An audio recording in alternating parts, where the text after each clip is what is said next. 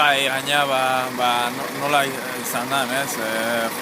Partida dominauta genuen, bat eta gutxekoekin, eta ez da nola, bere gola sartu dut, eta 5-10 minututan, buelta ematen dute.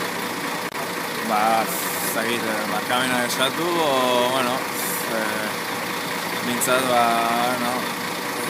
ahaztu, pasadan ahaztu, eta aurrera jarraitu berda, ez? Oin liga daukagu, konpetizio oso garrantzitsua dela guretzat, eta horrei ekin berdi dugu.